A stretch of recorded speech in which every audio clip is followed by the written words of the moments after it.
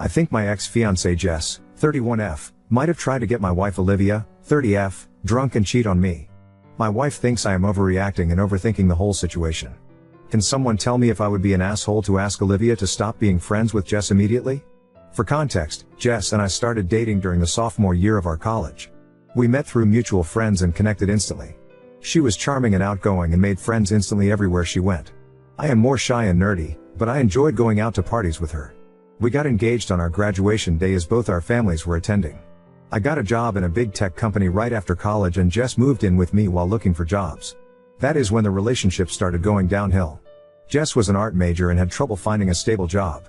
She did a bunch of freelance work and mostly worked from home. I was overwhelmed with work. She always wanted to go out to bars and clubs and I wanted to rest in the evening after 10 to 12 hours of work. I was okay with her going out with friends alone, and I would sometimes tag along on the weekend.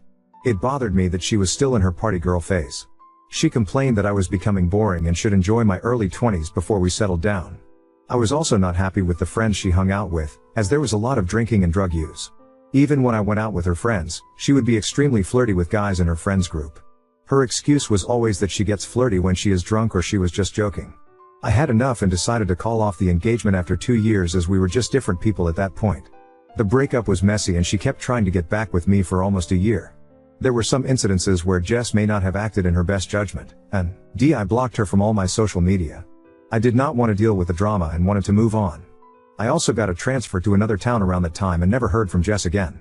This is when I started dating my wife, Olivia. My wife was the exact opposite of Jess. She was very soft-spoken and a homebody like me. She knew I was engaged before. We dated for 3 years and happily married for 2 years now. However, one of the sticking points we always had was my Thursday nights. 3 of my closest college friends are now scattered all across the country and we generally play a video game together on Thursday evenings since our college days. Olivia complained that she gets bored during that time. About 6 months ago, Olivia told me she got a Facebook invite for a group where they had painting and wine nights on Thursdays. It was mostly 8 to 10 women who got together at someone's house and spent the evening painting, drinking wine and gossiping. According to Olivia, it was just a few housewives and divorcees and they welcomed her. One of the women's name was Jess, but I did not think much of it. 2 weeks ago, Olivia told me it was Jess's birthday and they wanted to a ladies' night at a club. Olivia hates loud music, but Jess convinced her to come for dinner and some drinks. On that night, I got a call from Olivia at 10 p.m. asking me if I could come and pick her up. I could tell something was wrong and immediately left to pick her up. I went to the bar and went in to pick up Olivia. I was shocked when I realized that her friend Jess was my ex-fiancée. She also looked surprised to see me there. I was polite and said hello to everyone, but Olivia wanted to get out of there as soon as possible. After we went in the car, I told Olivia that Jess was my ex-fiancée whom I had not seen for almost 7 years. Olivia was shocked to hear it and she did not know about it. It was crazy since I did not even know she lived in the same city as us. Olivia told me Jess was the one who had started the painting group. She had divorced her husband 2 years ago and moved to our city for a fresh start. The reason why she called me was because she was getting uncomfortable with the situation at the bar. Since Jess and one of the other women were single, they kept on encouraging guys hitting on them and inviting them over to their table. Jess was trying to get everyone drunk and was asking Olivia to open up and have fun. She was constantly hyping up Olivia to 2 of the guys who bought them a round of drinks. At this point, Olivia excused herself to go to the restroom and called me to pick her up. I am not happy with the situation, but I am also not mad at Olivia. I am just uncomfortable with Olivia hanging out with Jess. I told Olivia about the same. Olivia told me that she was never going to put herself in the same situation again with Jess or anyone else. Also, this friends group is the only real social life she has since we both are in a completely new city. She does not want to stop going to her painting nights with her friends. I brought up the thought that Jess could be acting in malice, but Olivia told me she did not think Jess would know I was her husband as Olivia never showed my picture to anyone in the group. She also said that it's been 7 years since we broke up. Jess is a kind person and I should not judge her based on one night when she was drunk. She still wants to stay friends with Jess. On one hand, I do not want to separate Olivia from her friends. But, my gut feeling is telling me something is off in this situation. Besides, it feels weird to have my ex be friends with my wife. Update 1. I posted about how my ex-fiancée tried to get my wife to cheat on me 3 months ago. Things were good since then, but last week has been crazy and I wish my wife were not as naive to let Jess back in our lives.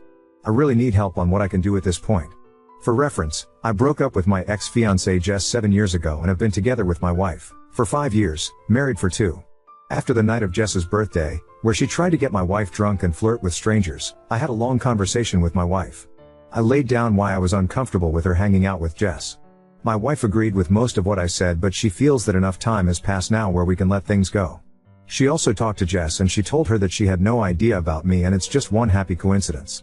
Jess also insisted to my wife that she moved on with her life after our breakup, found love, and unfortunately the marriage did not last.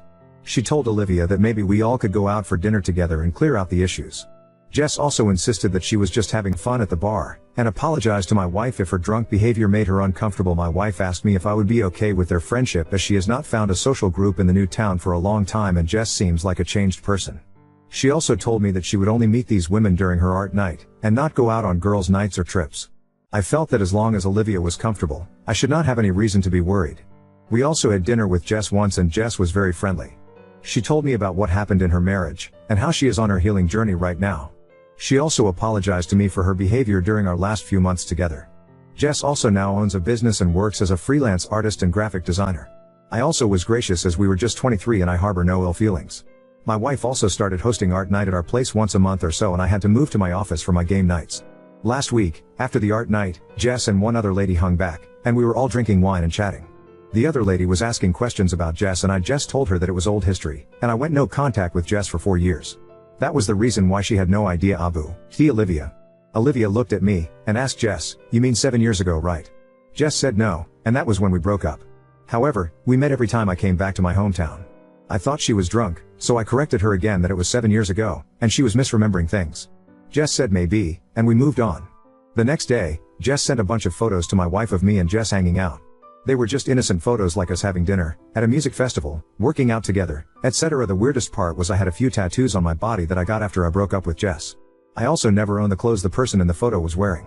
Even the photos were timestamped to 4 years ago, Christmas 2019. Olivia freaked out because we started dating in summer 2019. I did make a trip alone to my hometown in Christmas 2019. However, I never met Jess. She started asking me why I did not tell her about meeting Jess. I tried to tell her that these things never happened, but she does not believe me. She also called Jess and Jess told her that we met because I was back in town. However, we were just platonic at that point and it's not what my wife is thinking. I confronted Jess and she told me that I am stupid to not tell Olivia about meeting her, and also not telling her about Olivia. She says that I told her I am still single.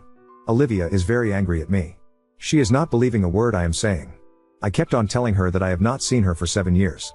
Olivia says she does not mind me meeting her, but I should have told her as we were together. I volunteered to show her all my phone records during that time, but they only go back to 3 years on my carrier. I am confused how those photos can even exist when I never met her. They are definitely photos from when I was with Olivia, as I look more muscular in these pictures and also have tattoos that I did not have back then. I even told her she can call my friends and family and ask them about the trip, but SHE says that she has all the photos of my trip, and my friends and family will cover for me. Can someone please help me what I can do in this case? I need to convince Olivia that this is all false. But she is just angry at me and giving me silent treatment. I swear that I did not meet Jess during that trip and am caught up in this mess without my fault. Update 2. This has been a horrible week that just kept on getting worse. I do not blame my wife for believing Jess. Jess seemed to be a changed person from the girl I broke up 7 years ago. I felt bad about her being in an abusive marriage for almost 3 years with a narcissistic husband. She got her life back together, was doing great with her work and also started her own business. She had me rooting for her too and I was proud of her journey. I could see why my wife liked her. After Jess sent photos to my wife, I tried every possible thing to prove that the pictures were fake. I showed them to 3 acquaintances who told me that they can help me. None of them were able to find any inconsistencies with the photos. I also called my parents and my friend who I met during that trip. My mom saw the photo and recognized that the gym photo was taken in the YMCA gym where my parents go. She remembered that I used their guest passes during that visit. My friend also identified the park where the music festival photo was taken. He confirmed that we had gone there during my visit for a Christmas tree lighting ceremony. Things were just getting really confusing as how photos exist between Jess and I at these venues. Jess on the other hand was comforting my wife, telling she did not imply anything when she sent her the photos. She said that she was married at that time, and we just ran into each other a couple of times during that visit. Jess was telling my wife to not overthink the photos and I must have forgotten that we ran into each other. What calmed my wife down a bit was my mom talking to her and telling her that in no RLD would I hang out with Jess after all the stuff that happened during our breakup. Things got really messy and there was a reason why she was blocked across everything. My wife agreed with her and told me to just let it go. However, it was just a horrible feeling as I did not have any real proof that this was fake, and I was just waiting for the other shoe to drop any time. I finally caught a huge break last night. My wife decided to not go to her painting night with Jess and friends yesterday and told me she just wants to be left alone and wants to read. I wanted to sit with her, but she told me to go and play with my friends as she wanted to be alone. During our gaming session, I told my 3 closest friends what happened and how there are photos of me and Jess at locations that I actually visited during that trip. The session turned into them bashing Jess, old stories, and how manipulative she is. After our gaming session was over, my friend Jim called me on phone and told me he wanted to talk about something important about Jess. He asked me if I was alone, as he did not want Olivia to listen in. I told him I need to go to a different room.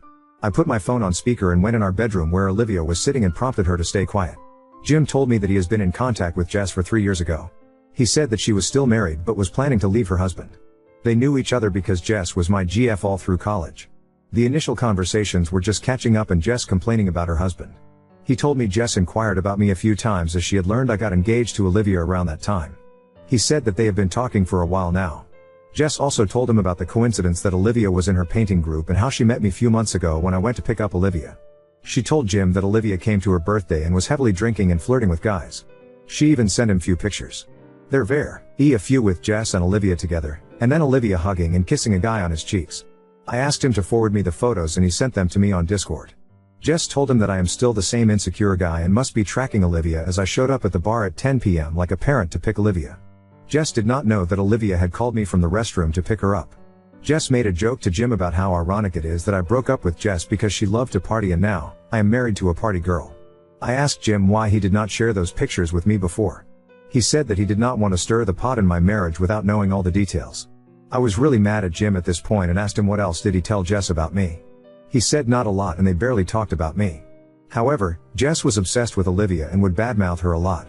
So, Jim might have told her a bit about Olivia like what she does, where she works, etc. I asked Jim did he ever tell Jess about our game nights, and he said he has and how Olivia complains about being bored.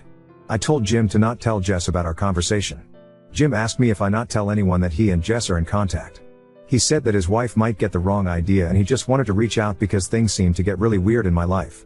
Olivia was listening to everything and staring in disbelief at the photos that Jim shared. As soon as I hung up the phone, she started explaining to me that these were the same guys that Jess called to their table and were buying them drinks. However, she never even stood next to them, let alone hug or kiss them. She also pointed out that her Apple Watch in the photo was on her wrong wrist. She was also spooked out that Jess knew about her for almost 3 years, and there was no way she did not recognize her when she joined the painting group. Olivia was also pissed at Jim for talking to Jess and backstabbing me for so many years. She pointed out the fact that Jim was missing for one day when he and his family visited us last year. Jim was gone for the entire day and came home late at night because he had to work from his office in our city. 15 minutes after our conversation, Jess messaged my wife and told her that they missed her at the painting night, and she will see her next week. Her level of deceit really gave us chills and Olivia was really worried. Olivia wants to go no contact with Jess, but I am worried that it may not be enough. I also still don't know how Jess knows about what I did when I visited my parents in 2019 and all the locations I went to. I also don't know who else Jess is talking to and sending Olivia's fake photos to show her in bad light. It's really unnerving and I am just thinking about how I should confront Jess and make sure she never bothers us again. Now on to the next story. Wife's hyperbolic reactions to our children's minor injuries lead to attention-seeking behaviors and now I'm caught in the middle. My 28F, wife, 26F, Sophia takes every scratch our daughters, 7 and 5, get extremely seriously. Every bruise, every scraped knee, every cut is an emergency to her. And because they're emergencies to her, they become emergencies to the girls. Not only does this mean it's hard to tell when an injury is actually dangerous, did she twist her ankle, or break it? Is her arm bruised, or fractured? But the kids are responding badly to any hurt they feel now. At the mere sight of blood the 7 starts wailing like she's been stabbed. Even worse, her sister has started intentionally banging her arm into things or falling on concrete if she thinks she's not getting enough attention. Last week my wife took the oldest one to urgent care because she got a canker sore and Sophia was convinced it was something more sinister. While she was gone I had the younger one, who was upset that Sophia had spent so long on her sister and had now taken her to the doctor to get special attention. NS. So she threw herself on the tile floor in front of me and started screaming and holding the wrist she hadn't actually twisted. I'm so tired of all of this I just let her scream. When I didn't give her the attention she wanted, her screaming in pain turning into sobbing because I wasn't cuddling her and kissing her better and promising her cookies and a late bedtime. I told her I'd be in the den with the cats when she felt like joining us. I felt like a bitch for letting her cry herself out, but she's never going to learn to walk off scooter falls or getting hit with dodgeballs at this rate, and she can't be rewarded for this kind of behavior. It's just not healthy. Eventually she ran out of tears and came to sit with us and I let her have a watered down soda. Well, when Sophia got back with the older kid, who now had the same numbing gel we already had in the cabinet and $200 urgent care bill, our younger daughter told her what happened and now she's furious at me for ignoring something that could have been serious. I told her she's the one making mountains out of molehills and feeding into the actual dangerous behavior. We've been fighting about it all week and the kids have only been acting up more as a result. I'm so tired of this. Maybe my appendix will bust and I can spend a few nights in the hospital away from this insanity. Update 1. This is not Munchausen's by proxy. Y'all have got to lay off the Hulu docuseries and stop trying to diagnose strangers with serious and sinister medical issues based off one post written by their annoyed spouse. My wife does not hurt them, she is not poisoning them, or looking for drugs to feed them, or posting all over social media about how great she is and how lucky the girls are, etc., etc., etc., or trying to scam people out of money or a Habitat for Humanity house. Sophia is not worrying for the attention of it. She is trying to ensure that they don't feel ignored and neglected, to the point that she takes everything serious, but she's gone too far and it is now backfiring. The few people who pointed out that the younger's behavior of faking injuries or actually giving herself a bruise could develop into something more serious are correct, however, which is a concern that I also have. 2. Attention. The girls get attention. They get plenty of attention from both of us. They are not being neglected to the point that they need to injure themselves as a cry for help. For one thing, my older daughter doesn't do that. She is just genuinely convinced that bruises could be internal bleeding and any bump on the head could be a concussion. Which means that I'm going to have to give her the period talk pretty soon, or she's going to think she's dying if her starts early. For another thing, the younger one tends to only do it when she thinks her sister is getting something she wants, or we said no earlier in the day. They get attention, but they get special attention when they're sick or hurt. Someone in the comments last time, don't remember the name, suggested flipping it to discourage the younger girl's behavior, by essentially taking away fun things and forcing them to rest when they're sick or hurt. A few other people suggest pain charts of some variety, or first aid classes. Those might help with the older one and Sophia herself. That was probably the most viable advice I got, however well-meaning and true a lot of other stuff was. 3. Therapy right now is not an option. You can suggest it all you want, I can and have suggested all I want, but as of right now it will not be happening anytime soon. We had a very experience with a highly regarded adoption specialist therapist a few years ago that resulted in our older daughter having more issues with her adoption than she did when we started, issues that we've had to figure out how to manage on our own because the 2 therapists we tried after that only compounded and exacerbated those new issues. My daughter would have been better off if she'd never been to therapy in the first place. As a result, my wife has lost almost all of her faith in mental health professionals. Quite frankly, I lost the majority of mine as well, and while I've made mention of it to Sophia, my bigger focus is on getting her to just change this one behavior. 4. Was my wife traumatized a child by being medically neglected? To the best of my knowledge, no. She doesn't have any long-term health issues, and she was never very involved in any physical and potentially dangerous sports when we were in school. Her family hasn't suffered from very many illnesses or accidents, even during COVID.